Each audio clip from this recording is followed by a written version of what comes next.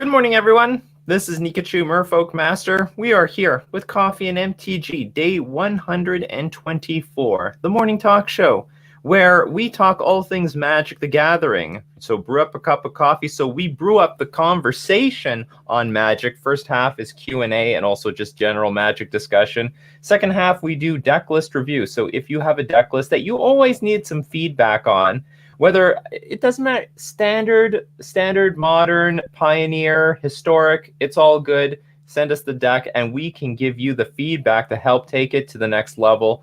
So join me and the community for a great cup of coffee this morning.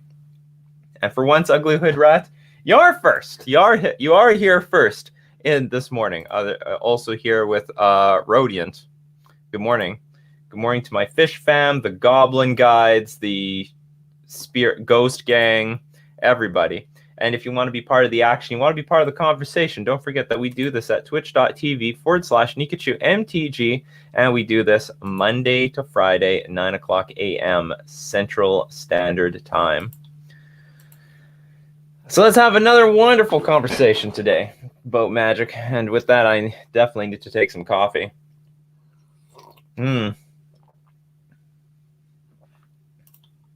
Good morning, Lord Magicus. Good morning. How's Luris Merfolk doing? Actually, no, hold on. Aren't you on Simic Merfolk? I think you started publishing some Simic videos. I think you're doing well with both of them. Yeah. I don't know what to say. I've been like unplugged from the MTG world for a few days as I have been trying to scrap together whatever studying I could for my exams yesterday. But now it's time to get back. Time to get back into Magic. Focus on Modern. I played Simic for this week. It's good, but I think I'm going to try Luris again in the next Modern League. Luris doesn't look too bad, but at the same time, it'd be nice if it has enough beef and power to get through some of, like, for example, the Titan archetypes needs power. I think Grind should be good enough against Grixis Death Shadow. Grind should be good. Sorry, not Grixis. Rakdos Death Shadow. I think Grind should be good enough against the control decks. I think Grind can also do very well against Prowess. You're going to need to grind against those.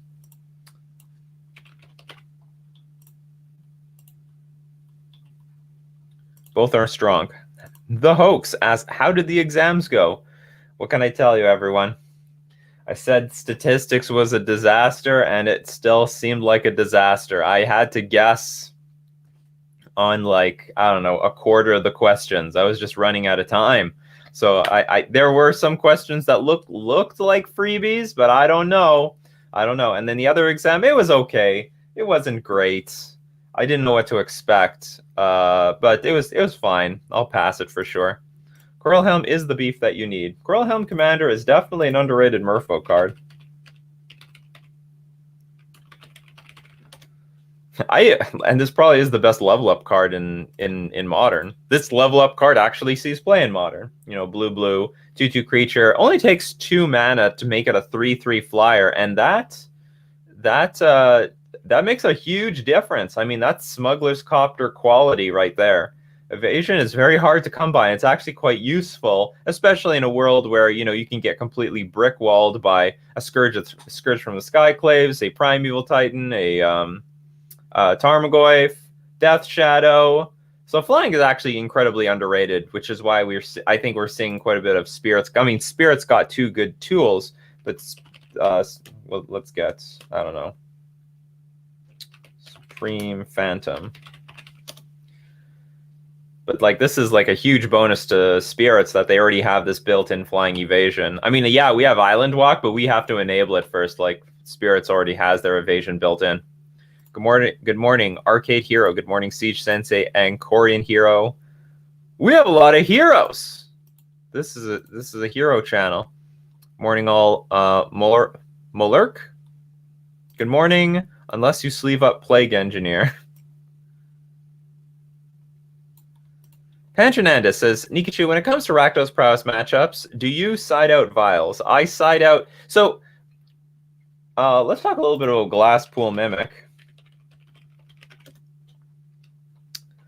I have still not figured out exactly how I want to sideboard with this card against attrition-based matchups. For the most part, and I think what I'm going to come down to is I'm going to side out the same number of vials as I did before I had Glasspool Mimic, which was 2. Ideally, like I don't want to flood out, but at the same time, I don't want to play at like complete sorcery speed. And the thing is, the Glasspool Mimic is it's threat density, but not if you play Glasspool Mimic on the first turn. Now you're sort of at risk of flooding out, but at the same time, if you don't have any lands in your hand, then maybe you aren't at that risk. But the point is, I tried a little bit with taking out all the vials, and I have 4 Glasspool Mimic and just lands. And it's really clunky. It's super. Not only is it super clunky, but I would say you're more vulnerable to Thoughtseize. The upside to playing with Glasspool Mimic without vials is not the same as playing with like 20 lands. Okay, like how do I put it? If I play with 20 lands and 2 vials, I think vial has a good payoff because once it gets to 2, you start playing a lot of creatures at once. But Glasspool Mimic can't scale like that, so I'm getting the sense that I'm only going to be taking out 2 vials, but I still haven't cracked the code how to sideboard against attrition-based matchups with Glasspool Mimic. I haven't done it yet, but so far my default plan now is side out 2 vials, not all of them.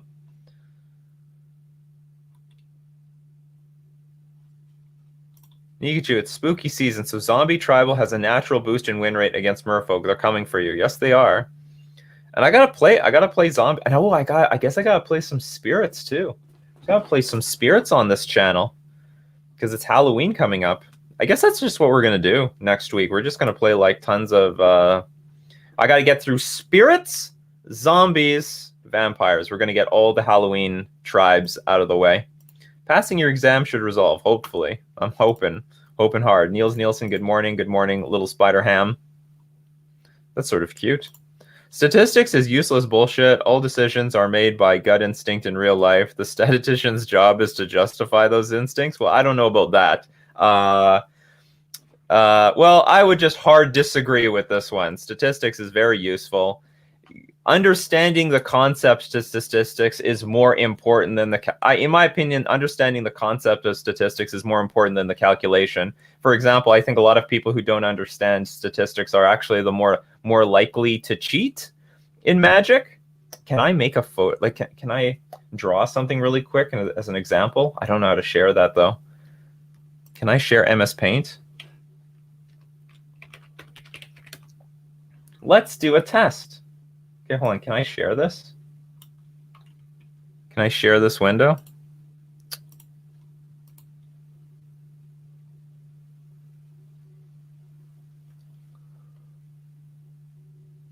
I can. Sweet. Okay. We're going to have an experiment here today. Let's have a little fun.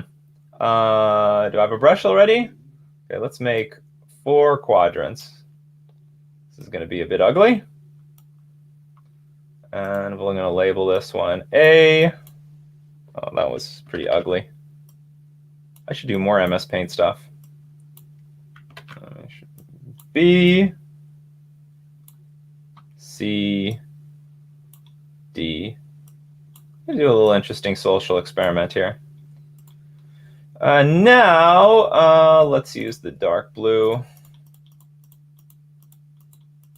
Oh, I don't like how you can all see the dots, right? Hopefully you can all see the dots. One thing's for sure, statisticians don't do their calculations to justify what's happened. Although I will say statistics has a lot of interpretation to it. Okay, this is A.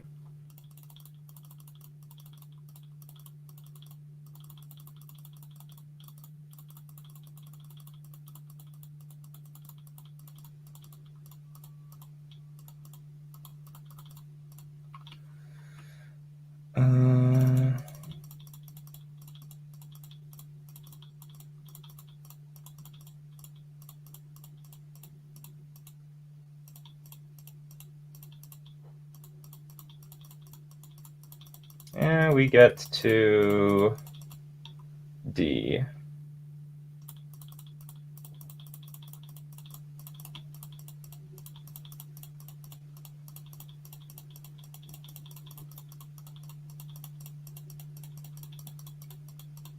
Just bear with me, people. Bear with me.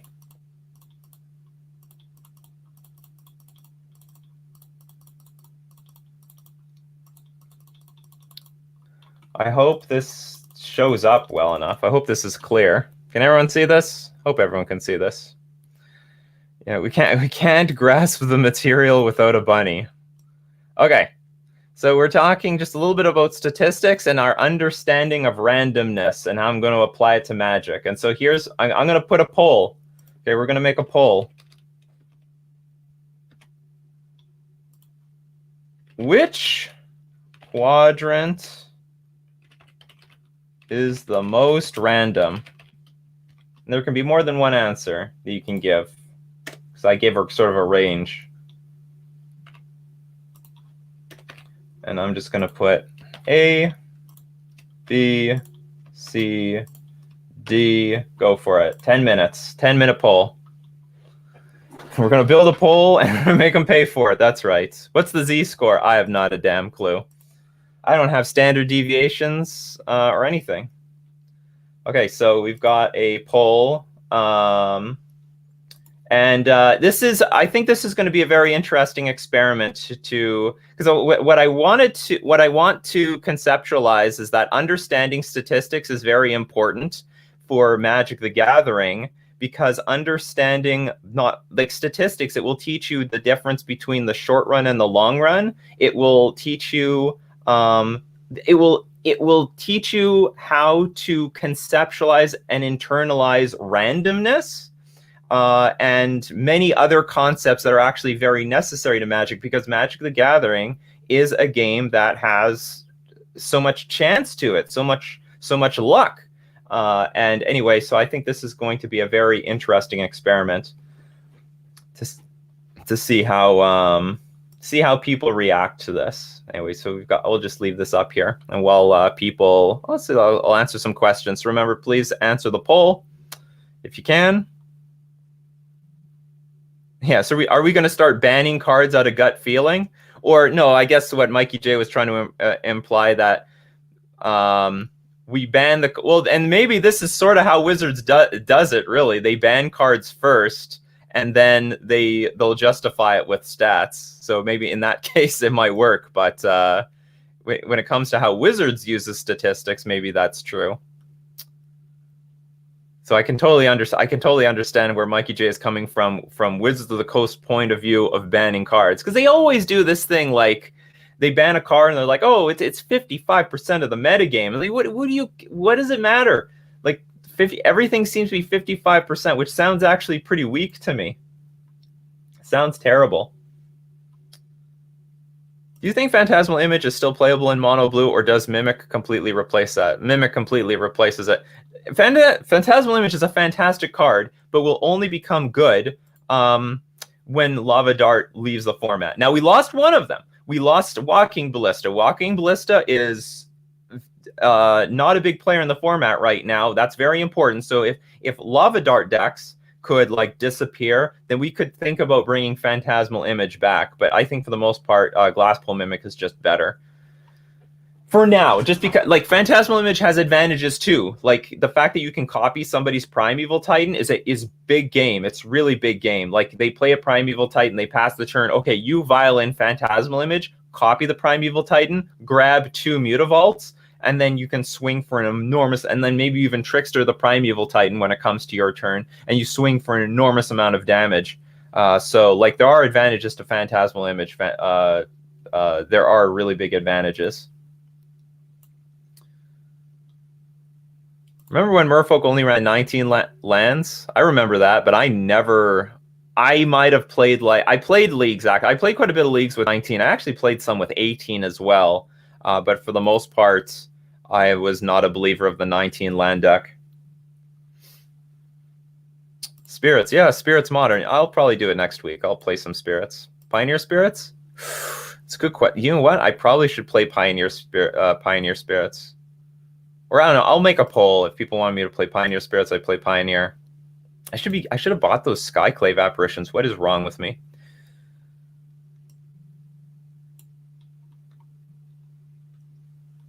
In my opinion, I got more out of Al Franken's chapter about lying in with footnotes than I ever got out of M statistics classes.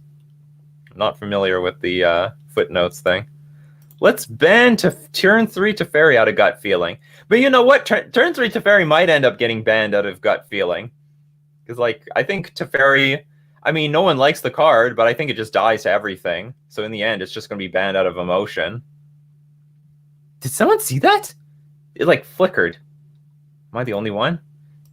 Low G-Force. Ace Stay Slapped. 10 Stary, yep. I hate statistics as well. Never liked it back in college. Now, I love statistics. I've done great in statistics classes. It's just this one statistics class, which is like a level up from another statistics class that I took. I just, like, maybe it's been too long since I've done actual statistics calculation. Unfortunately, if you're not this is definitely an episode of Coffee and MTG where you have to see it. So if anyone hasn't, please participate in the poll. How many do we have here? Actually, quite a few people have participated. We've got 26 people who have participated. I have about 40 people watching. Where are the bunnies? Do I need a... Yes, you need... Well, you won't need a calculator for this stream. What are you watching? We're having an interesting social experiment. We can't grasp this material without a bunny. Oh my god, people. All right, so let's get...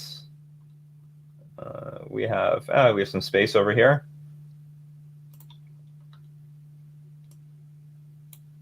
Man, this is... If you all don't know, like, the origin of the bunny was from... looks like an angry bunny.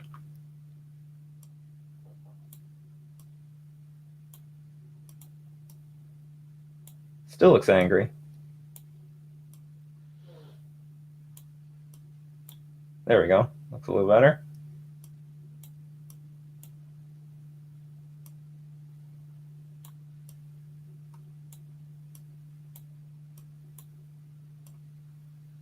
Photoshop for the win. Or MS Paint for the win, I should say. Ugh, that doesn't look right. Good enough. Good enough. We have a little bit of a bunny there. Hello, Mo Gemini. Good morning. Good morning, Rodent. The whole stream is the most random. Statistics is actually one of the few ways to deal with the world's complexity. The alternative of simulating all possibilities is generally intractable. And, like, I had one professor that basically just flat out said, you can't really understand the world unless you understand two things. You understand history and you understand statistics. And it is really, really important. But in my opinion, the hard calculations are not so important. The importantness is just the concepts. The concepts are important. Those are the smallest bunnies I've ever seen. Oh, yeah. If you consider all the little dots to be ones. You can't answer the poll? Anyone can help Mikey J out there? How can one be more random than another? It's either random or it's not. Exactly. So which one looks random to you?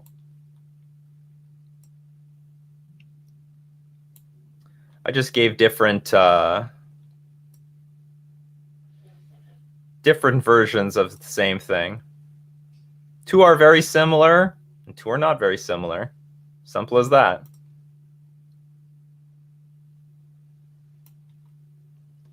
Define random.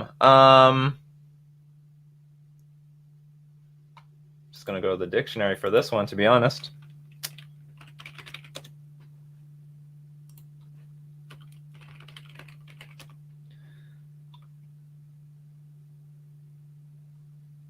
An unknown, unspecified, or odd person. No, that's not what I want. Okay, what do we have for statistics?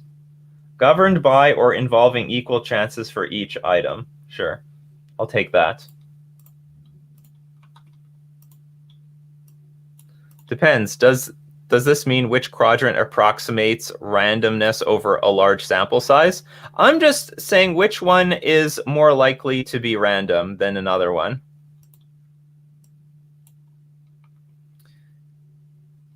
I mean, certainly each quadrant is likely to happen. They're all equally possible, but just by looking at it, which one is more likely to have been random than the others? Do you know anyone that plays Druid Devastation? At the other day, we were talking on F. Pavlush's stream about how frustrating it is to do simple, infinite combos on Magic the Gathering Online because you need to do so many clicks. So I made a Python script that automates the combo, clicks by itself, but I need someone to help me test it. Yes, I do know. Go check out Laplacian. So Laplacian MTG, he's definitely got a Twitter, and he definitely has a Twitch. I'll put his name. Laplacian. It might be Laplacian MTG for all I know. Just in case. But that is a devoted Devastation master.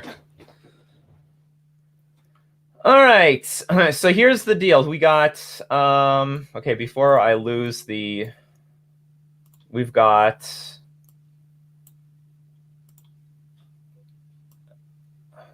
Damn it, we have 10 for A. Okay, we got 10 here. We got... D got 8. B got 7. And C got 2.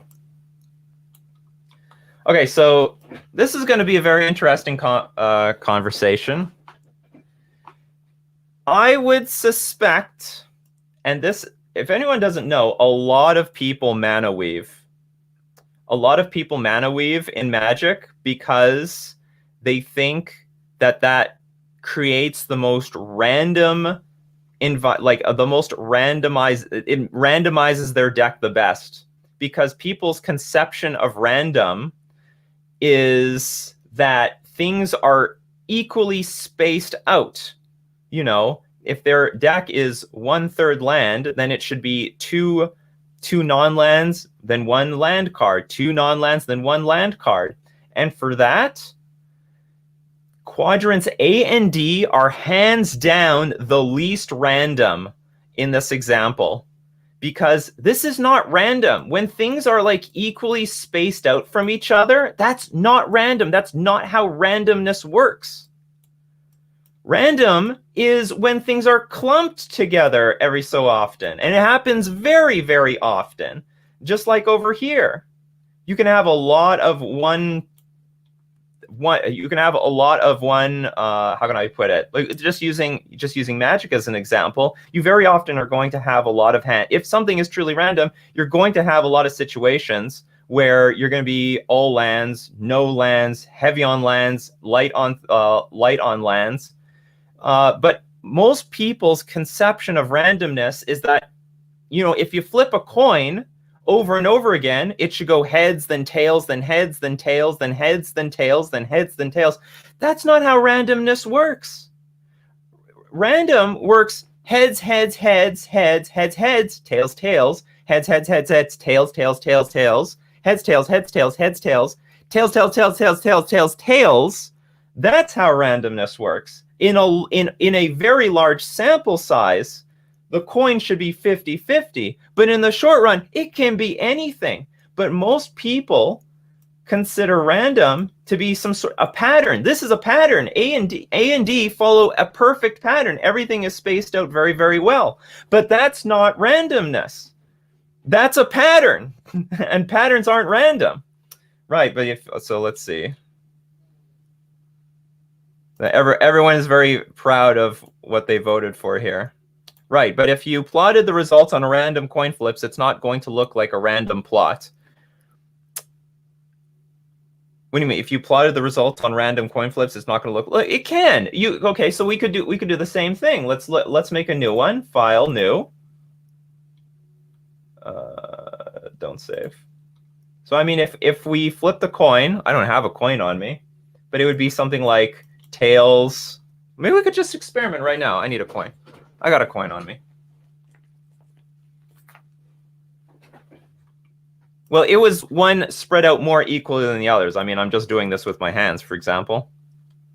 Yeah, A and D are forms of consistency, but like it's not correct. All right, so let's see. We're going to flip a coin. No one's going to be able to see the results. I will. I need it to fall flat. Okay, I got a heads. File. New. Don't save. I know there's like computer programs that will do this for me. Okay, I got tails. I got another heads. I got another tails.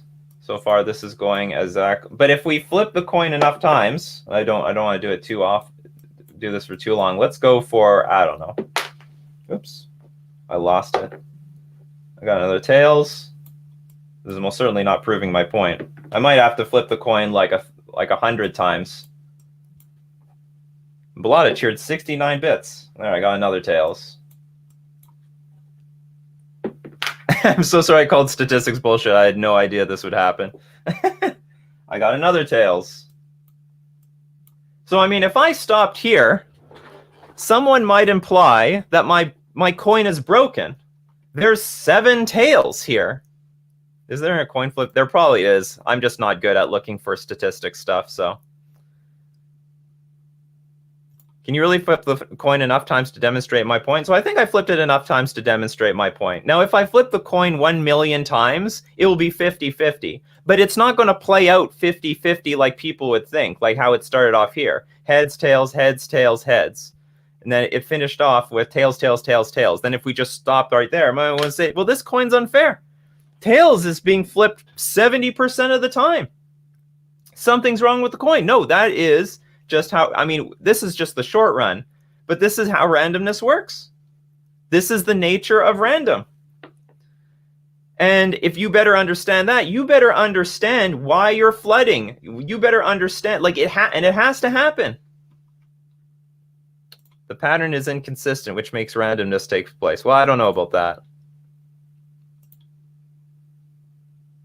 I don't know if like the inconsistency of a pattern means that randomness happened, but the point is that if you take enough samples of anything, you'll find that there will be no patterns.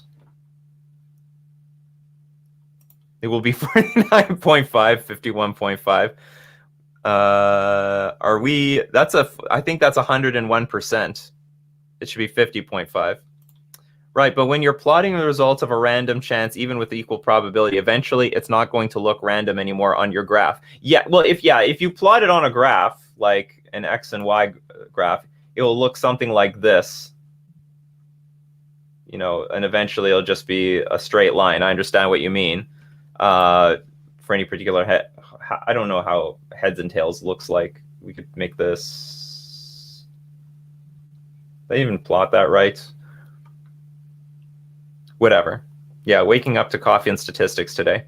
I did understand that, like, as I took a statistics class before I got into playing poker, and also before I started taking Magic seriously, and it gave me a huge leap forward over everybody else because I could internalize the nature of Magic better than other people. Like, I will be less upset by random chance occurrences. And also, I don't have to... Sorry, this has nothing to do with me. This has to do with cheaters. See, so that there was this thread on... I can't remember where it spurred up from. There were a lot of people who were mana weaving because they thought that or how do I put it? They claimed that MTG Arena and also Magic Online were cheating them because it gave them these random distributions. Oh, I don't have my... It clumped up all their lands. It clumped up all their spells. It wasn't really random. And so therefore they mana weave in paper because that would give them the most random deck. So I'm not calling out anyone to say that they're cheaters here, but I'm just saying if people have that concept in their head, it has definitely led them to. I can see the connection if it were they based on how they understand how randomness works. Therefore they mana wave. Statistics is definitely the best math subject, but really the most important things, in my opinion, are. And then you could go with the short run and the long run. So in the short run, things can look like BS, but in the long run, it will be 50-50. You flip the coin 1 million times, eventually it will reach its proper probabilities, because we all know it's supposed to be 50-50. What's mana weaving? Very good question. That is when you equally distribute the lands throughout your deck. So that's pretty equal. And then you give your deck one shuffle, give it to your opponent, hope that they just cut it. And then basically you're guaranteed to have an equal distribution of lands and spells in your hand, so you don't have to mulligan at all. Pretty common way. Very, very common way ponies cheat. Very common way. And the thing is, they don't know that they're cheating, because they don't know that this is actually against the rules. Mana weaving is an incredibly common way people cheat. That is why at F&M, I won't care. Whatever, they want to cheat, they can cheat. But at a GP, I will. If I never saw my opponent shuffle their deck, and if they shuffled it once and gave it to me, you better believe I'm shuffling it 7 times. I'm shuffling it as much as I can to make sure that that's not what I think mana weaving is. What is mana weaving then?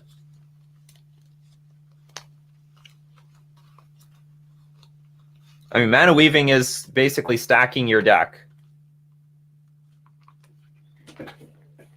so that there is going to be an equal distribution of lands and spells. Unless I'm wrong. Am I wrong, chat? Twitch chat? Yeah, that's mana weaving.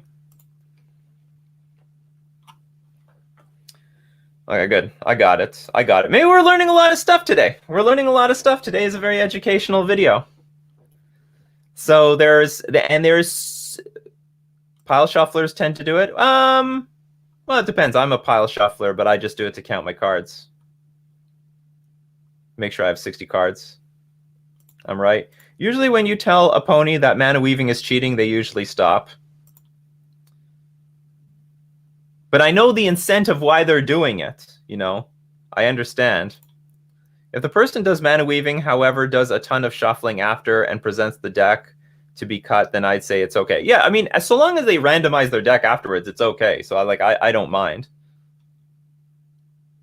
By the way, to reintroduce randomness to a mana weave deck, you have to shuffle 20 times. Is it? I thought I heard it was 7, but maybe it's 20. A pile shuffle isn't technically a shuffle. It's just a tool for verifying your deck legally. I understand. It's true. There should be a format where you're allowed to mana weave. No one wants to flood or brick the game. Is not fun to watch. Well, it's called Hearthstone. They will guarantee that you will not flood out. You have mana every single turn. It's not exactly mana weaving, but you get mana every single turn. Mana weaving is only cheating if you don't shuffle afterwards. And if they shuffle after, then it's no different than if they sat down with their deck freshly built and in order of what's convert mana cost and type. It would take so much time to weave, though. It's not that long. They just basically look through their deck, make sure nothing's clumped together, and then they give it one shuffle, give it to your opponent, and if they cut it, that's it. Your deck is not very unlikely to have a bad hand. Very unlikely. And if you can reduce the amount that you mulligan and always curve out, that's a huge advantage. Pros have been caught mana weaving. Huge advantage. With some decks, I pile shuffle once between games, more for cards sticking together. I pile shuffle just basically to count my deck. It's the easiest way for me to count my deck. I kept hitting this dude with a Thief of Sanity. They never drew another spell because when I connected, I hit the point where they always hit a land, had to call a judge. I don't get it. So what, they stacked gas on top of their deck and only a certain amount of, and then what? I don't actually quite understand what the problem was here. I kept hitting this dude with a Thief of Sanity. They never drew another spell because when I connected, I hit the point where they always hit a land. Had to call a judge. Doesn't your deck every so often randomly look like you mana weave? Yes. Yes, it does, because, you know, randomly that has to happen, but that's not supposed to happen too often. Like, or I would say the baseline is your deck should look like maybe it was mana weaved, but like a good chunk of the time, maybe 30% of the time, you're going to have more lands than you want or more spells than you want, and you're either forced to mulligan or you're going to draw into too many lands or draw into too many spells when you really needed lands. So there is going to be a decent chunk of time where your deck looks like, yeah, you mana weave. But the thing is, if your deck is truly random, then you're going to have the games where you have an equal distribution of lands and spells, but you're also going to have the games where you flood out or get mana screwed. So that's the thing. But if you mana weave, you only get the distributions where you have an equal amount of lands and spells, and you never flood out, and you never get mana screwed, and you never have to mulligan because of it. So that's the advantage of mana weaving, is that you will get the benefits of having a normally randomized deck without any of the downsides of other distributions of cards. Are we saying this is a common way that those who cheat choose to do so, or is a common thing that I would just say it's just a common thing that happens in paper Magic? Is it the most common way to cheat? It might. Are we saying this is a common way those who cheat choose to do so? And by the way, they're mostly doing it unconsciously. Like, people at that level don't know that they're cheating. Like they like at the pony level, there's so many rules that they don't know that they're breaking, and they just think that they're legally gaming the system. So that is why you have to take the precautions and adequately shuffle your opponent's deck in a competitive format. I mean, you could do it at F&M too if you really don't trust them and you really want those boosters, but like whatever. I'll try to save some time and not care too much. If they want to cheat me, they can cheat me at F&M. I win anyway. It doesn't matter. I will say, like, also the people who cheat usually can't take advantage of it. It's good players that can take advantage of it. So it's like when it's pro level players and they're mana weaving, that's a problem. Ponies mana weaving, not a big problem because they'll still play their cards badly.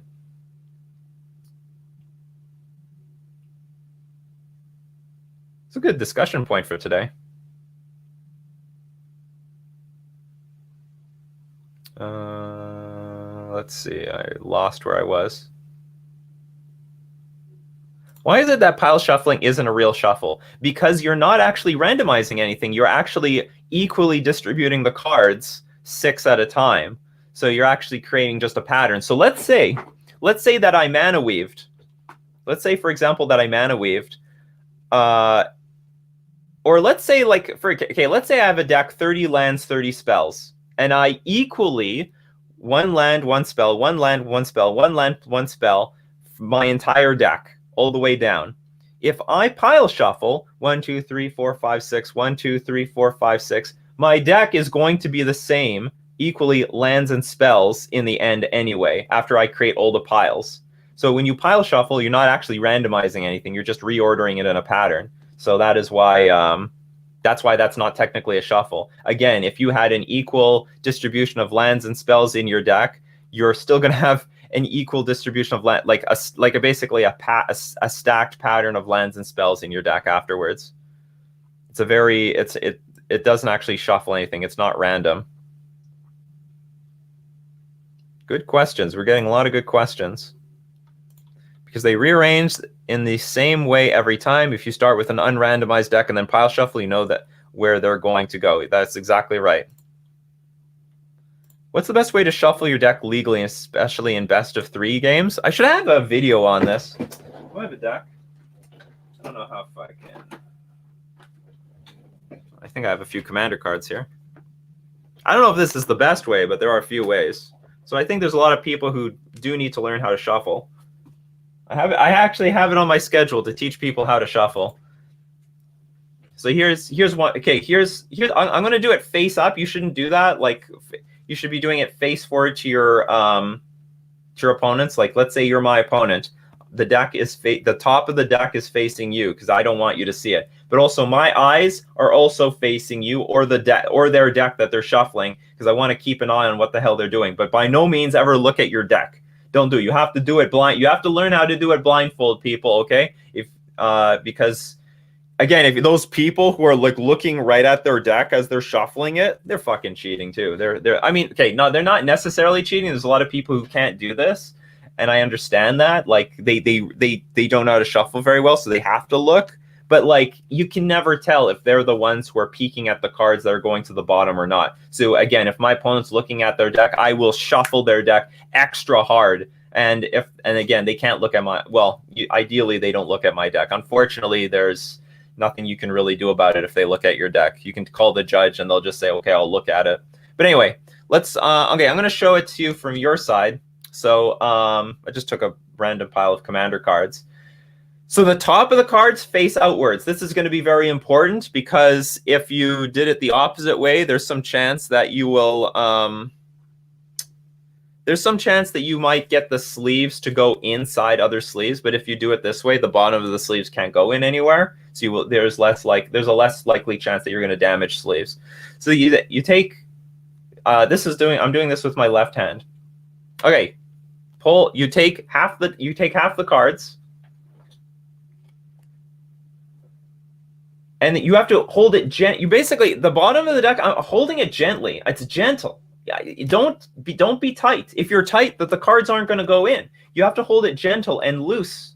Be soft. Cradle your cards. And here again, I'm also holding this somewhat loose. Because the looser the cards are, without dropping them, of course, the easier they're going to slide in. And you take the corner of the cards. So here we have corner, and you just push it into the other side of the deck, and boom! Whoops! Dropped all the cards. It's not a very good example, but you want to be loose. You don't want to be too loose. Do I have too many cards in my hand? I don't think so. And then just rinse and repeat this. And you can look at it at first if you really need to get it going. Well, you'd also need two hands to like push them together. So you cut in, and then like, I don't know, I'm reaching with my left thumb as I'm pushing down, so I make sure I get them all together. So anyway, that's one way of doing it. Another way I shuffle is just, I don't know how to explain this one. I'm just holding it close to my chest. I'm staring forward, and then I shuffle like this. It's a very similar thing, but like same principles apply. You take half the deck, you push a corner into the side, not into the corner, top down, and then you just like slowly push them together. Again, and also be very gentle with the deck. Let them fall through. Let gravity help you. All right, let gravity help you. Anyway, that's all I can do or say for now. Oh yeah, and randomly I showed a Gilded Drake. I had that from Legacy. Needed it for Legacy. Turns out it's a good commander card, apparently.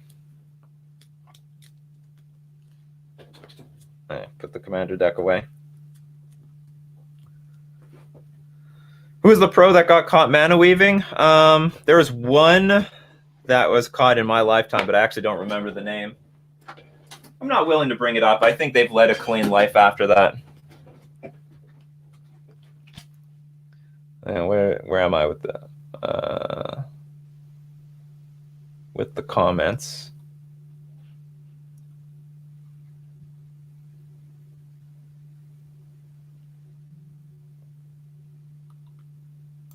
How do judges act regarding shuffling? So here's the rule. Your deck doesn't technically need to be random. I think for that to happen, it's from what I heard, it was you need to shuffle your deck 7 to 8 times. David, you said that it should be 20 times. That sounds a bit excessive. But the actual Magic rule is that you need to shuffle your deck to a point where you don't know the order of the cards. That is the technical rule. Your deck doesn't need to be random. That's very important. You just don't need to know the order of the cards, because if you're under time pressure, like, let's be serious, nobody shuffles their deck 7 times after they fetch a fetch land. It's not practical in a paper game of Magic. You're under a lot of time pressure. You have to get going. So you just need to shuffle enough that you don't know the order of the cards anymore. And to some extent, like if you shuffle it 2 or 3 times and then your opponent shuffles it 2 or 3 times, it's going to be close to random anyway. It was a patterned land spell. Thief of Sanity mills 3 cards. You keep 1 and cast it. Oh, I see. Okay, interesting. So their entire deck was patterned. Do you want me to make a Halloween deck that has all the scary sailor people with arts with nets? Sure, go for it. Mana weaving is great and skill. The people are complaining about the ones that don't know how to mana weave. I never knew about mana weaving until today. It's terrible.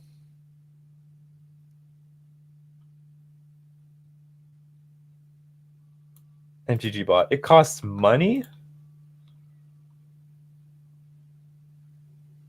It's also easier when the deck isn't a commander deck. That's true. Although I only took like 60 cards from the commander deck. Man, that sucked trying to shuffle a double sleeve commander deck. I can't shuffle a double sleeve commander deck. I have to pull it apart in chunks. This is called just a mash shuffle. It was called a mash shuffle, where you just you're mashing the cards in. But remember, I think the biggest mistakes I see people make is, first off, they're not pushing a corner into the cards. They push, like, they just try to evenly. Here, I'll take 2 cards. Like, you have 2 options. You can like push a corner into the cards, or what I see a huge common mistake is people are just trying to push horizontally, like evenly with the cards. But then that doesn't work so well. You'll end up wrecking the sleeves, I think, a lot more often. Whereas if you just get the corners to cut in, it works a lot easier. And the second biggest mistake I see people, they're holding both sides really tightly, like they're holding onto their deck for their life, when really they need to be holding onto it more loosely so that the cards can just slide through and shuffle better.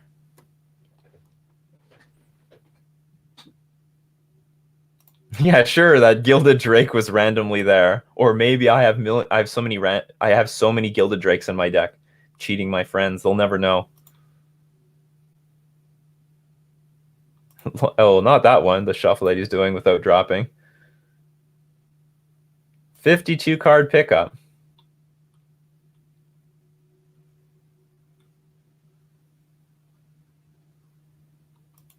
I know we can all be dirty neckbeards sometimes, but if you can manage, don't bring crusty sleeves, please. I don't want to shuffle them. Some people are cheap with the sleeves, you know, just how it is. There's a lot of people who don't want to spend money on sleeves, and I can sort of understand it. Like, sleeves can add up. Like, if you're on a budget, spending $10 up to $10 on a new batch of sleeves can be a big deal. MTG Degree. That's a YouTuber that I've not heard in a long time. Your deck needs to be sufficiently randomized. It's not perfectly defined rule intentionally, so judges can have some flexibility. There was some math done. I forgot where. If you riffle 7 times, a 52 card deck will be sufficiently shuffled. Skip my comment. What was your comment? You have a comment? By the way, thanks for the bits, Balada. I know you cheered something. Also, Siege Sensei subscribed with Prime yesterday. Thank you very much, Siege Sensei. I don't know if I thanked that.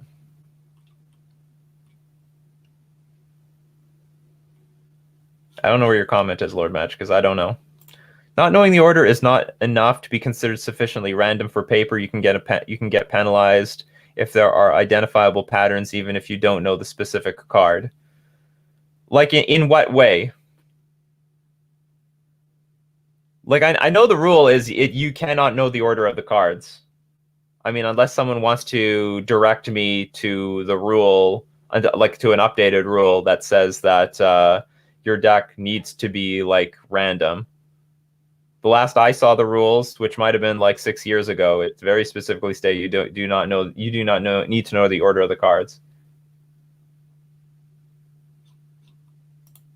Like, if your deck is random land, random spell the whole way through, well, I'll tell you, like, well, how can I put it? I mean, someone deck checked me and they saw that. They probably wouldn't do anything at first. they would just keep an eye on me and then randomly deck check me again. And at that point, they, like if they keep deck checking me and they keep seeing that this exact perfect pattern, and they're also seeing that I'm not shuffling my deck sufficiently, then they could assume that I was stacking my deck. I was like mana weaving, or just it's like stacking my deck in such a way. But I mean, if they see that I'm perfectly randomizing it without any like manipulation and it just happened to be like that, then it's just pure chance.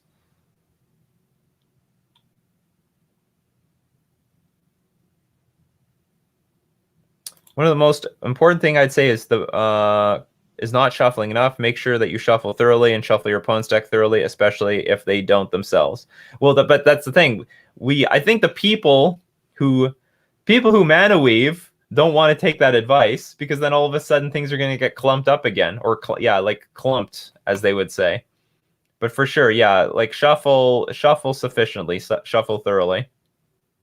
Thank you very much for the bits, Balada. All right, so I think that's enough. Be careful of the quality of the sleeves. Some of them are transparent, and with double-sided cards, people can see what they draw. Yes, that's also a problem. So make sure whatever sleeves that you have are opaque so that you cannot see through the card. Because this has been an issue since double-sided cards first came out in Innistrad. I believe it was Innistrad that had the first double-sided cards. So this has been an issue for a very long time. Has gotten a lot of unintentional DQs from tournaments. Sad thing to see. Or don't play with the double-sided face card. Play with the checklist card. Especially if you see the opponent mana weaving, you should extra shuffle their deck when they present it. I just extra shuffle if they aren't shuffling, period.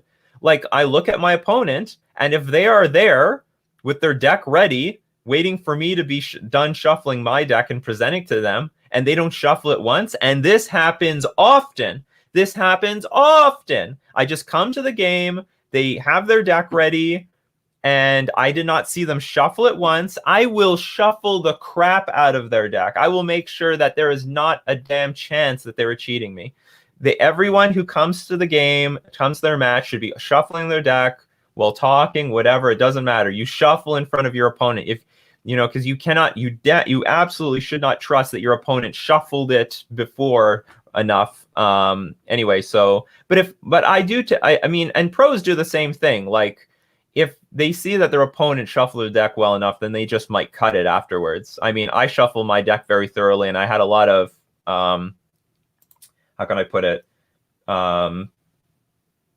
I've had a lot of pros and well-known players. They just either give my deck one shuffle or just a cut, because I do thoroughly shuffle my deck. And that same thing from my opponent. The more I see them shuffle, the less I will thoroughly shuffle their deck. I always do at least one shuffle and a cut afterwards. I always cut afterwards, because that also signifies to my opponent, I did not manipulate any cards to the top of your deck. I literally took the middle chunk and put it on top, and that's perfect. And that's, as far as I'm concerned, and as far as they should be concerned, that is a perfectly random chunk of cards being put at the top. Because if you shuffle the cards, there is some chance that they put some cards on top and the rest on the bottom. So I also prefer that when my opponents, after they're done shuffling my deck, that they cut it to signify, you know, whatever they could not have stacked my deck, because that is also another form of cheating, where you shuffle certain cards to the top of the deck.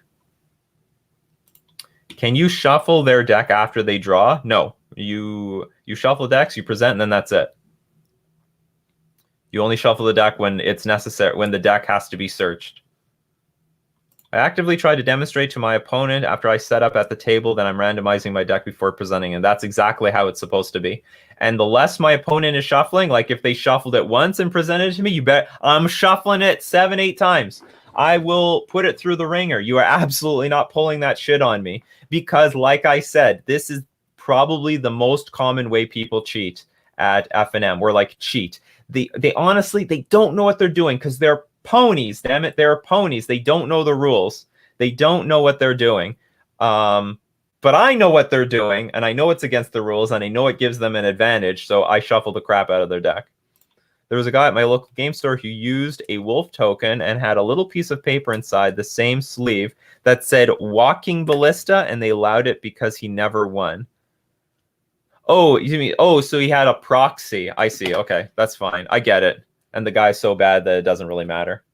Whatever. Okay, so they let him have a proxy, and I imagine, yeah, like I said earlier, even though it's the most common way, in my opinion, the most common way people cheat, for the most part, cheating is only lethal in the hands of pro players. They are the ones that can take advantage of it the most, whereas ponies will just leak so much more disadvantage. They'll bleed in just how badly they play out their lands or play out their threats or how they use their resources that they usually lose anyway. So I mean, this is a perfect example of that. In all honesty, if you were good at sleight of hand, it would be really easy to cheat at Magic. It is easy to cheat at Magic, but the hard part is getting away with it in the long run, because there have been a lot of sleight of hand cheaters and they have all gotten caught over time. Like at some point, because it comes down to it, if you win too much, people start paying attention to what you're doing, and people can start having suspicions, especially if you're winning too frequent. Like you can have a lot of good results all at once, but there comes a point where maybe it would arouse suspicion. Like if you're just winning consistently too often and over maybe too long of a period of time, something might be up. And then people start looking at the games. This person's mana screwed all the time. This person's opponent always mulligans to 5. This and that. Like what's going on? And eventually people can, and then that's how like a lot of people got caught on camera. Who's the most famous Magic cheater? And how have they been caught? I think Burton Cheney is probably the most famous cheater, just because he's like relentlessly and cheated face up to so many people, and he's gotten banned 3 times, and now finally he's been permanently banned. I cast sleight of hand all the time, so is that cheating? No, that is perfectly fine. What is a pony in this context? It's just a bad player. It's just a bad noobish player. Barely knows the strategy. Barely knows the rules to tournament play. It's not necessarily a noob, but it's like just how you'd say a donkey in poker or a patzer in chess. F Skuro says the thing is that getting caught once offsets and punishes you heavily. It does now. Getting caught in the past didn't punish you enough because people got very light bans, and then they came back and they were cheating anyway. Right now, getting caught now punishes you very badly, and it's very shunned to be cheating right now. To be fair, Magic comes from like a cheating culture. Like people just cheat because it was part of the game back in the day. These days now it's looked very badly on, but there was just too much of that culture still in the game, lingering on from the darker days of Magic. Like before we had very well established rules and a lot of judges to enforce them, people did whatever the hell they wanted. They pile shuffled their deck, they stacked their opponent's deck, they drew extra cards, they did everything. They would play cards with without having enough mana, and basically it was just a matter of your opponent. It was like bluffing. If you cast your 5 mana spell for 4 mana and your opponent doesn't see it, then you could win the game. But if they do see it, well, you get a penalty, but like whatever. So all my friends are ponies. Probably. I have a lot of pony friends. Jared Botcher was also... That guy did a did deck manipulation. About winning too often. Well, Kai Buddha, I assume, was a cleaner player. Back then, like Kai Buddha won back then because people weren't really that good back then. There wasn't like Magic the Gathering online to train, and he had a good training group.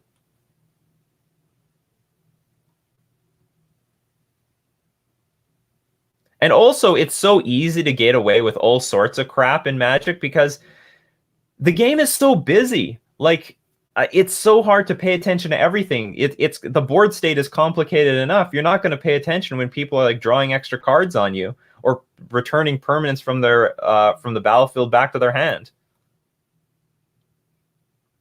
Now with MTG played predominantly online, thankfully cheating has gone away in this regard. Well, in that regard, now there are like new... Well, I don't know if we can call this cheating yet.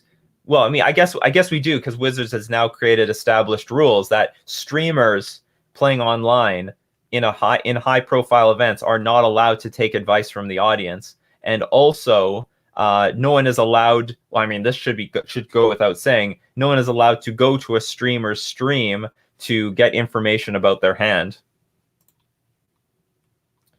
So there are like new rules around cheating right now.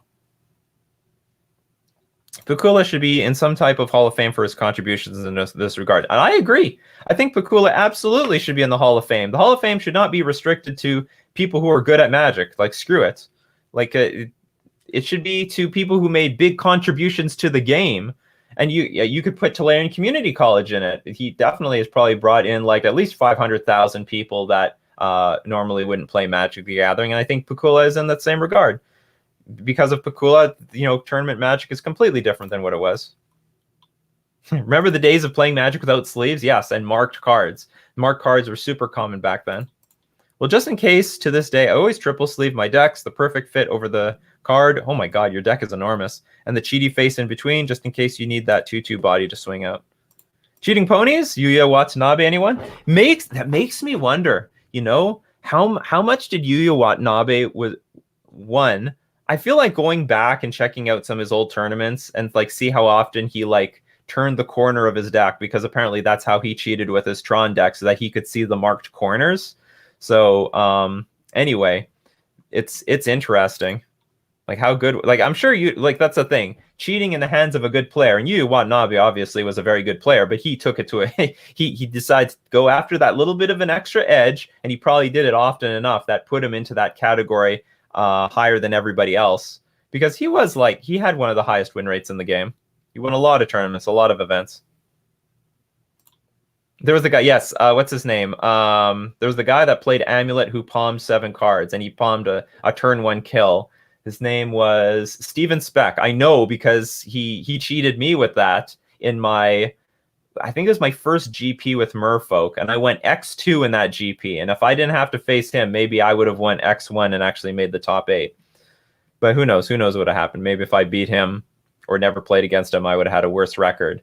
But yeah, I remember that. And he turned 1 killed me. Just turned 1 killed me, and just acted like it didn't happen. I have no idea how he did it. I will say that when I was playing that game, I thought his deck felt odd. I didn't want to think anything of it, because I will look for the cheats that I know exist, but I didn't know anyone was so brave to palm or hold back 7 cards. Anyway, it wasn't in Vancouver. It was in Omaha. He did it again. He did it also in Vancouver, because I saw him there as well. But anyway, so that was a cheat that, yeah. And I think he's the only person who's ever tried to do that. But what he did is he double sleeved his deck, and so that his 53 cards felt like a normal 60 card deck unsleeved. I just remember it, like, because I play with the double sleeve deck, and I'm like, this deck feels weird. But like, whatever. I just thought, well, maybe it's just the weird sleeves that he's using, because they were very slippery. How did he win turn 1? Back then, Amulet played Summer Bloom. And then with a Simian Spirit Guide, you could put enough lands in play. Summer Bloom is a green and a colorless sorcery that says you can play 3 extra lands a turn. And then if you go, how was it? Like, do you like go Simian Spirit Guide? Oh yeah, okay. Simian Spirit Guide, Amulet, then Karoo land, get 2 mana, play Summer Bloom, play the Karoo land 3 more times, play Primeval Titan. Or maybe it was Hive Mind. You can play the Crew Land 3 times, play Hive Mind, play a Pact, and you beat your opponent. Yeah, it also did with Hive Mind. I'm from Omaha. Nice. Omaha's nice. That card got banned.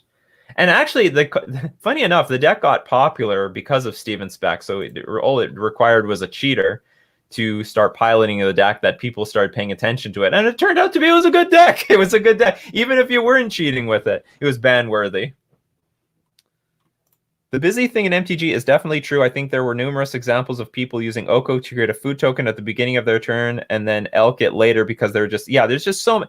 And that's just how it is with Magic. Like, there's just it's such a busy game. There's so much going on. It's hard to keep track of everything. Like the whole thing of someone playing a land on their main phase and then playing a second land per their turn on the second main phase is very unintentional very often. People are not trying to cheat like that. People are trying to cheat in other ways. Now, that could be considered unintentional cheating, and by the way, it should still be punished, because if you're just doing that consistently, you're just accidentally getting an advantage for no reason, so it still needs to be punished. But that stuff happens very often unintentionally, just because it's very easy to forget about. Is this still a thing with the question marks? I prefer it, to be honest. What we have to have in mind is not to confuse incompetence with malice. Unintentional beneficial mistakes are not cheating by the official definition. But a very good incompetent player will accumulate an advantage over time over other players. For example, I treat myself very harshly whenever I make a mistake. So if I screw up in front of my opponent, they might be like, okay, it's okay, but I will call the judge on myself very, very often, because in paper, I make a lot of incompetent mistakes, and I'm too good for it. Therefore, like if I just let it slide all the time with my opponent, or because like if they don't call it, there's going to be a lot of situations where they're not going to see it, and then I have to see it, and I have to call it on myself. Because if my opponents never see it or too often, then I get this massive advantage as if I was cheating. So I mean, the intention is good, but results are still results. Like if someone is incompetently getting an advantage over and over again, then I mean they're still getting an advantage. With Uro Omnath pile, I wonder what popping off would look like in paper. Probably a mess. Now I'm not feeling so bad about calling statistics bullshit. We're learning something. We're learning something. Or you're not. Oh no, you're not feeling so bad. Oh no, you're not learning something. You're not learning something. You gotta call statistics are real. There are things that you can do to help that keep your lands in piles, but the land for turn by itself. Then on your opponent's turn, move it to a pile. I guess you could do that. Yeah, you could do that. More information, the better. A friend of mine always asks the opponent how many cards he has at the end of turn. Only in competitive environments. He's caught 2 cheaters last year. Nice. Probably that's something I should do myself.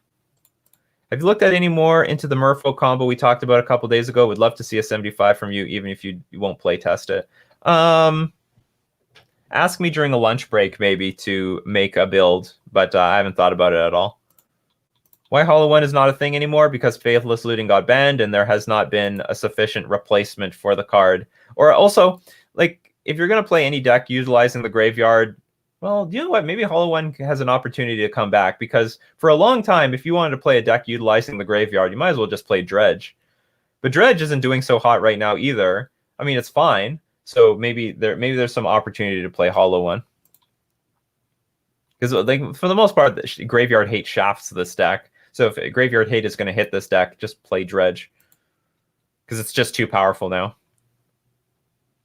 I've been playing Legacy over webcam on Discord, and it's pretty much impossible to tell if someone's cheating. So you just have to trust them. I mean, if you're playing Legacy over webcam, you're just doing it for the fun of it. It's not an actual thing. Is it cheating to forget triggers in Commander? For an example, if an aggro deck has a card that deals 2 damage to each player for every turn, and you would lose if you didn't forget. You aren't... Okay, well, okay, so here's the deal. So you are not responsible for telling your opponent to remind your opponent's triggers. So if they want to miss it, then they can miss it. You are only responsible for your triggers. So if you have a trigger that's detrimental to yourself and you want to forget it intentionally, you're not allowed to do that. You have to get all your triggers to happen. So, but not your opponents. But EDH is like Ponyland, so like you can have whatever rules you want. And generally, you should probably tell them about their cards. They feel good about putting it into their deck, but you don't have to. Based on just general Magic rules, you are not obliged to tell your opponent about their triggers. They can forget it all they want, and that's totally within the spirit of the game and the rules. So those are the rules. You do not have to remind your opponent of their triggers. Oh god, EDH is the worst for that crap. I've had situations where I mistakenly cast Cryptic Command, said counter tap, and then drew the card anyways because of muscle memory, obviously. Oh, counter tap, and then you drew a card because normally you do counter draw. Obviously, it's always been caught half a second after it was done. Why do I have this extra card in my hand? And and your creature was all tapped, and you lost the card. If we get another 0 mana cycled hollow one, it'll be back with a vengeance, probably. What is the best deck choice in Modern for a sleight of hand cheater? You don't necessarily need to sleight of hand cheat with your deck. You just need to cheat your opponent. You just make sure they always have a hand full of lands, or they have a hand of no lands, and they have to mulligan twice. That's basically all you have to do. So there's no particular deck that advantages you for sleight of hand. I realized an infinite combo for Pioneer and Historic. Luminous, Broadmoth, Solemnity, and Croxa. I don't know what I know what Croxa and Solemnity do, but I'm not sure about the Luminous Broadmoth. Okay, well, you make a deck out of it, Bellotta. You make it. Where does the Tabernacle rule fit into the responsibility aspect? Isn't it a trigger? Hold on, let's see.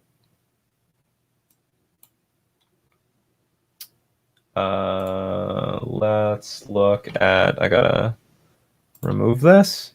It's going to be a long Coffee and MTG. We're having a great discussion today.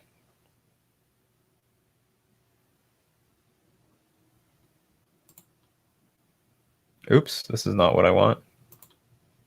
Shit. What have I done? I want to look up this card.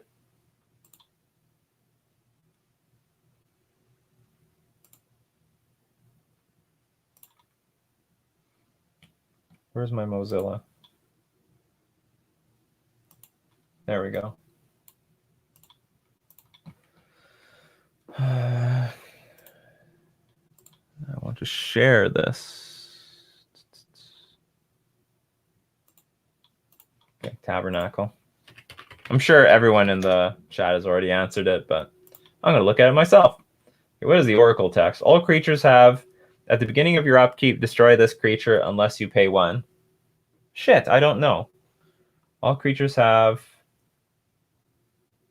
I think it's still their trigger. No, hold on. No. This is actually your trigger, so you can't forget it. This ends up being your trigger. So your creature, and you're going to be the controller of the trigger when it happens. So you are responsible. I think you're responsible for this. This is a good question. What does the chat say? I'm pretty sure you are responsible for it. Yeah, Tabernacle is stupid. It donates the responsibility. So that's pretty bad. It's a badly designed card. Can you touch on how often Spreading Seas gets the win in this meta? Not often. That's why my next deck that I build is not going to have it. I think it's like Pacts. It's up to you to save your creature from Tabernacle, probably. Oh yeah, the rule change says that you can go back and pay. So like if you didn't pay, you go back and you can pay it if you like drew a card for the turn. Because the old rule is if you drew a card for the turn and then you didn't pay for this tax, you didn't pay for this 1 mana tax, you would lose your creature after you drew a card because you missed your trigger at your upkeep. But the new rules state that you can go back and it won't be a big deal.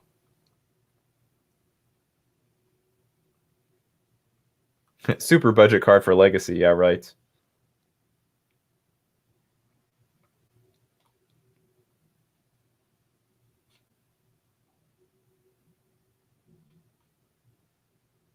Okay, I think this is a good time to segue into deck list review. So if you have any deck list to get reviewed, because we actually do that here 1 hour and 15 minutes into the show, ! Deck review space. Yourdeck.com/comments. And yeah, let's do some deck list review. Also, Skura, are you still here? You still here, Skura? You're a content creator. You should join me on this show one day. I don't know. Are you streaming right now? I can't tell if you're streaming. I know you have your YouTube channel, but I don't know if you're streaming. Let me know. DM me if you want to get on the show on Coffee and MTG. Great control player. Loves blue-eye control. Okay, so hold on. And as we wait for everyone to submit their deck list, we are going to thank our sponsors. My beautiful sponsors, starting with themanabase.com, your home base for everything Magic the Gathering. And the Manabase is supported by Fusion Gaming Online, my favorite local game store. And they have their deal of the week ending right now. There's not many days left in this week. 35% trade-in bonus, deal of the week, limited time offer for all your Magic cards and all your other trading card game cards. Yes. Mostly the Magic cards get a 35% trade-in bonus. And also, we're also going to thank Mana Traders, the premier place to rent Magic cards online. And you can support the channel by using my Mana Traders link in the description below, or you can get 15% off your first 3 months using my coupon code Nikachu. I think Skura's gone. He left. It's okay. Catch him next time. Deck review pick. Antifa Lockhart's.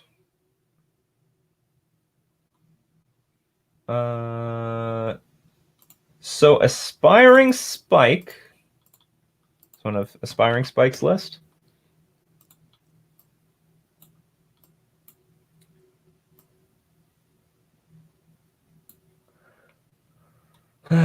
So Aspiring Spike took my 75 and went 5-0, and then a week later another person did too. I took Spike and some other guy who went 4-1's input and cut the 2 Dread Wanderers for 1 Glasspool Mimic and a 3rd Soul Diviner. My question is, how can I shore up the Prowess matchup where I already have 4 Push, 2 Rider, and Harvests in the side? All right. 5-0. We have several 5-0s. Several 5-0s. All right, Carrion Feeder. Honestly, are you serious? This thing had 2 5-0s? I'm just gonna play your deck list for the zombie thing if it's this good. Carrion Feeder, 2 Crypt Breaker, Diregraphed Captain, Drolf's Messenger, 1 Glasspool Mimic, 4 Gravecrawler, 2 Murderous Rider, 2 Plague Belcher. Oh, it's this thing again. ETB put 2 -1/-1 counters on target creature you control. And whenever another zombie you control dies, each opponent loses 1 life. The Soul Diviner. Remove a counter from an artifact, creature, land, or planeswalker you control, draw a card. An Undead Augur. Whenever Undead Augur or another zombie you control dies, you draw a card and you lose 1 life. Okay, I have some not inspiring advice. Oh my god, it's the Village Rites again. As additional cost to cast this creature, cast the spell, sacrifice a creature, draw 2 cards. Agadeem's. Oh, that's a great addition. Turn from your graveyard to the battlefield any number of target creature cards that each have a different converted mana cost, X or less. Ethergos, Bontu's Last Reckoning, 3 Ceremonious Rejection, 3 Counter Squall.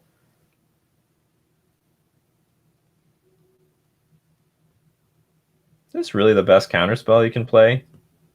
It's just negate. Like a better negate, but still negate. You have access to like any counterspell here. Well, I guess you only have access to like very limited amount of blue, right? I guess you don't have that much blue. Feed the Swarm, Forest of Despair, Spike Harvest. This is the blue-black zombie deck. If you've seen it before, you know zombies decks. I don't have to hold your hand. Cyber Cards Rejection for Eldrazi. An artifact types Harvest for green-white combo. And decks you can't push for Gust, Titan, Ponza, Omnath. Okay. So I am not going to be playing today. I have a lot of other content to be making for YouTube today, but this will be my stream. Here's my advice. Your matchup against like Prowess looks so bad that you should just forfeit it. And if you got a good matchup against everything else, then just be happy with that. That's if you can go 5-0 over, if it's already gotten 2 5-0s, I think the deck is good by itself, and you may not want to, like, because you just have so much stuff that's weak to Prowess, like these 1 toughness creatures and this Undead Augur that makes you lose life. What else makes you lose life? Maybe nothing else. Target opponent loses 1 life here. The rest will make the opponent lose. No, hold on. Crypt Breaker makes you lose life. Dart kills a lot of this stuff. Well, Dart kills basically almost everything. This seems like a bit clunky, but it's okay. This makes you lose life. It's just going to be a bad matchup. That's okay. Like, that's okay. If the deck is working, that's okay. Not bad. Bloodchief's Thirst if you need extra removal against Prowess. But, okay, so let's say you wanted to shore up the matchup a little bit. I think now would be the best time than ever to dump Ceremonious Rejection. I think. Like I said, I'm going to be trying to play as if Tron doesn't exist, because Tron just seems to keep crashing down in meta share. It's not doing so well.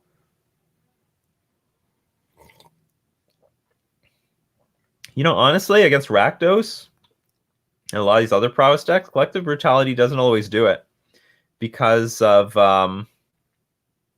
like they can just sacrifice a lava dart in their graveyard and just give the creatures prowess, and then that's it. You can't kill the creature anymore. It's a 2/3 creature. So I can't tell if this is very good against burn, but I don't know if it's as good against prowess. If you got a good thing going already, then just keep it as it is, and it's okay if you're losing to one deck. But if there was a card that I might switch out for something else, it might be Ceremonious Rejection. So if you can find, if you want to switch it out for like more removal or something you think is high impact in the matchup for Rakdos, then by all means go for it. I could. That's the only thing I would cut. What to put in? Could be more Ether Gusts. Could be, what's it called? Bloodchief's Thirst. Actually, looks like a very good suggestion. Very popular card right now for that reason. But that's it. That's all I could say. I wouldn't, if this deck is doing very well, I don't want to touch it. Like, I wouldn't want to make big changes to a deck that's already winning, because it's winning. So, you know what? Why screw with a good plan? Would Crypt Incursion be too cute? Yes, because Crypt Incursion would be very good against burn, but I don't think it would be too good. I don't think it'd be good at all against Prowess. Prowess can deal a lot of damage in a very short period of time, and I don't think you would, like, so for anyone who doesn't know what Crypt Incursion is, I don't even know if there will be enough cards in the graveyard for it. Crypt Incursion. So exile all creature cards from target player's graveyard. You gain 3 life for each creature card exiled this way. And if we're up against Rakdos Shadow Prowess, they can easily, whatever life you gain, they could easily like deal it back to you. I mean, I guess this could kill what's it called, Scourge of the Skyclaves every so often, but still it'd be a really big problem. I'm not sure about Collective Brutality, because they could just play a prowess card. They can just play, like, I'm sure it's fine, but they need to be tapped out to kill the prowess creature. Because if they're not tapped out, they just play a random spell and give their, like, if they have a lava dart in the graveyard, for example, they just play a random spell and it's a 2/3 creature. I'm sure it's fine though. You know, it's not going to be bad. Let's be honest. Prowess is going to be tapping out pretty often, so it'll work. So you take your choice. Oops, we can go back to the deck list. But I don't want to, if the deck is winning, I don't want to change anything. Like, that's pointless to me. I think this is a good addition. Glasspool Mimic. I have no idea if this is a good addition, but I guess it's fine. Whatever, you can copy your Diagraph Captain. But I think maybe I've got the list that I'm going to play for zombies. Or at least I'm going to base it off of this. Looks neat. Looks neat. Thanks for thanks for sharing it, Lockhart. Yeah, let's get to another one.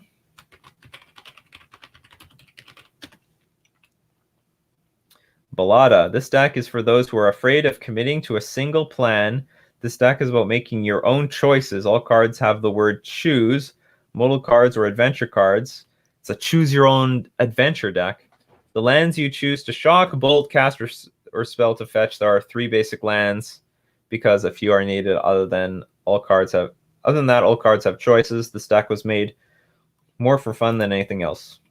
Ballada loves to brew. Our citizen brewer. Mardu, choose your own.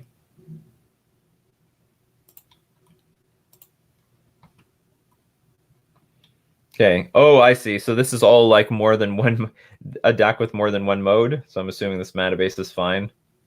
Although it looks small, 17. Oh, but you got the lands, right?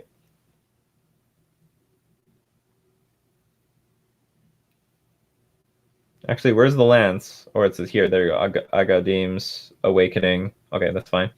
So a Braid, Blessed Alliance. So this deck gives you choice. Borrow's Charm, Funeral Charm, Charm Tribal. By the way, we should pay attention to these charms. One day they're going to be playable. Choose one. Target player discards a card or target creature gets +2/-1 until end of turn. The moment there are a lot of 1 toughness creatures in the metagame, this thing's going to be great. But it's going to be hard for that to happen because blocking Ballista and Lava Dart will always pick them off anyway. Or target creature gains Swamp Walk until end of turn. Heartless Act. Destroy target creature with no counters on it. Remove up to 3 counters from target creature. Kai's Guile. Super underrated card. Super underrated. How many colors is this? It's Colgan's. We have red, white. What's Mardu? Yeah, it's Mardu. Bone Crusher Giants. We don't have much choice here, but you can play one side or the other. Piracy Charm. I'm waiting for Piracy Charm to be a thing. I'm going to take a moment for Piracy Charm. I love the +2/-1 part of it. So Piracy Charm is just basically the blue one of this. Target creature gains Island Walk until end of turn, or target creature gets +2/-1 until end of turn, or target player discards a card. Seems useful. I would love the discard a card part when my opponent is like really low on cards.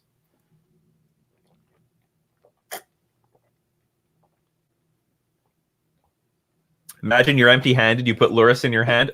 Piracy Charm. Time to go to the graveyard. Meh meh. Okay, Bone Crusher Giant, Charming Prince, Giant Killer, Murderous Rider, Plague Engineer, Rankle, Master of Pranks, Tide Hollow Sculler. This doesn't really give you a choice. It's not a choice card. Agadim's Awakening, Angrass Rampage, that's choice. And by the way, I think this is a really good card. Very underrated card in Modern. Target player sacrifices an artifact, sacrifices a creature, or sacrifices a planeswalker. Very underrated card in Modern. Probably Jund should play this card. I don't know what the hell the Jund players are doing, but they should run this thing. Seems like, or I don't know, maybe they think they can do better. Collective Brutality, Amiria's Call, Profound Command, Shadow Skull Smashing, and 3 Thoughtseize. In the sideboard, Angrath Rampage, Kai's Guile, Plague Engineer, Rakdos Charm, Sorceress Spyglass, Wear and Tear. Sweet list. I have a feeling you're a little bit light on threats because you only have 16 creatures. Probably should have thrown a Planeswalker or something in here. Planeswalkers are, I think, within the theme. Choice. You have a lot of choices with Planeswalkers.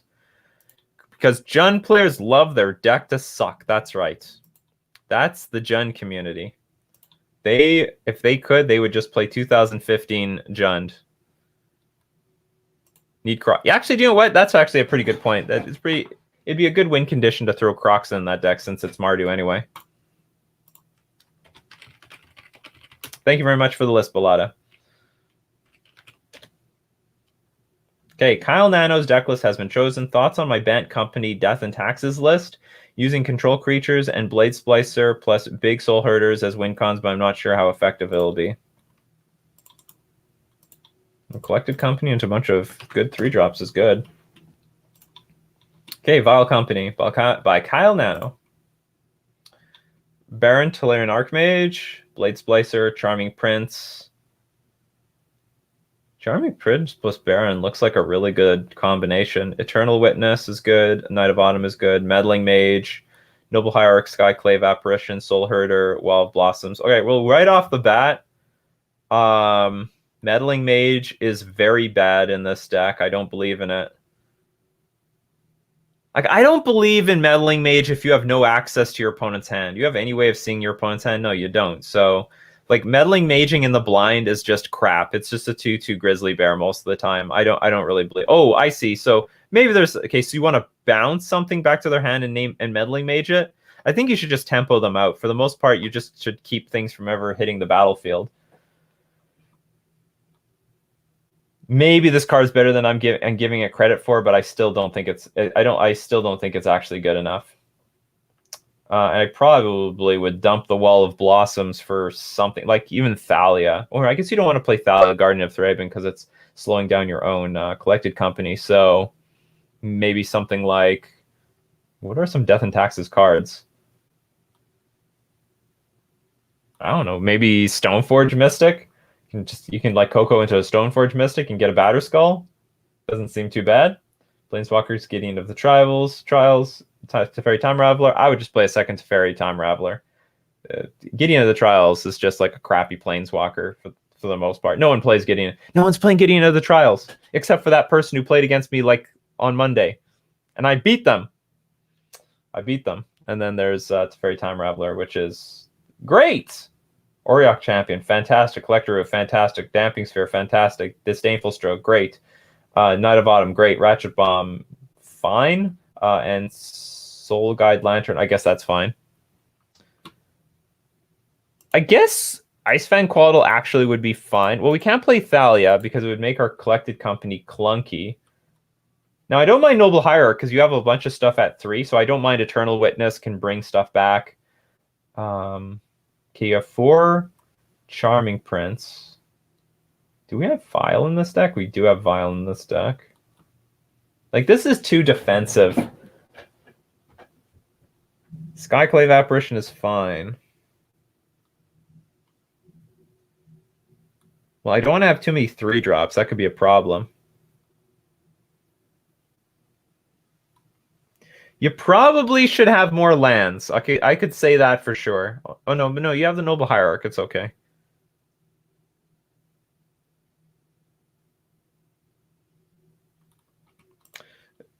Leonid Arbiter is only useful if you can jam Ghost Quarters in this deck, and I don't know if it can.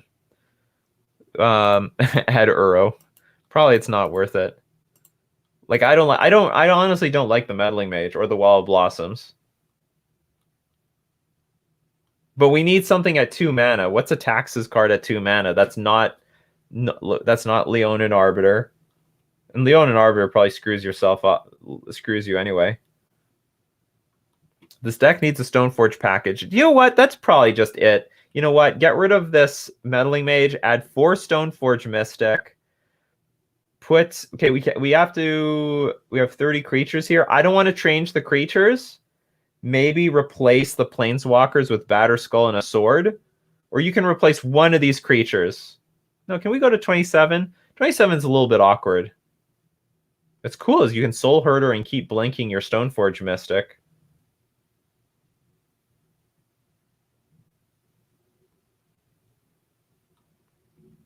These are not bad cards. Renegade Rallier is okay, but I really want something at 2 mana, and Coiling Oracle is just a bit too weak. And to be honest, I'm not a huge believer in Soul Herder. Maybe it's okay in this deck. Yeah, maybe it's okay in this deck. You just blink. You're blinking things like crazy. It's okay. We'll keep it. We're gonna keep you around, Soul Herder. We'll keep you around. But I would gem the Stoneforge Mystic package.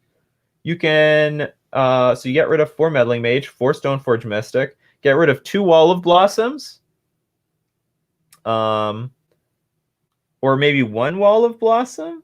No, 2 Wall of Blossoms for Batterskull, a sword, and then get rid of Gideon of the Trials for like another sword, particularly Maul of the Conclave. Anyway, that's because you need to have some good stuff at 2 mana. And by the way, Stoneforge Mystic today can win by itself. Like if you're up against any control deck, sometimes that's enough. You just play Stoneforge Mystic, put a Batterskull in play, and then clock them. Not a bad threat. You can Collected Company into Stoneforge Mystic. That's awesome. A lot of value there. Anyway, that's my suggestion. Because Wall of Blossoms is too poopy, and also I think Meddling Mage is just too ineffective. I think if you're bouncing stuff to your opponent's hand, you should just continuously bounce it back if they replay it. You shouldn't be concerned with trying to prevent them from replaying it, because their hand is going to be full of cards, right? So they're going to play something. Even if you name one thing, they're going to play something else. I don't think locking one particular card out is very effective. Okay, that's going to be it for Coffee and MTG. It was a long one, but it was a fun one. Hopefully I had a good conversation. Hopefully we learned a little bit of something about statistics and randomness. Hopefully that's good. And hopefully it's beneficial to people's understanding to how like Magic works, like the soul of Magic, because Magic is a game of like of a lot of random chance. And some good deck lists that have been submitted. So who are we going to raid today? We're going to raid somebody.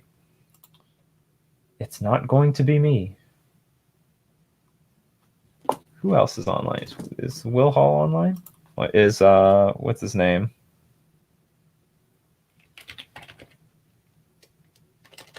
Harry left. Who am I thinking of?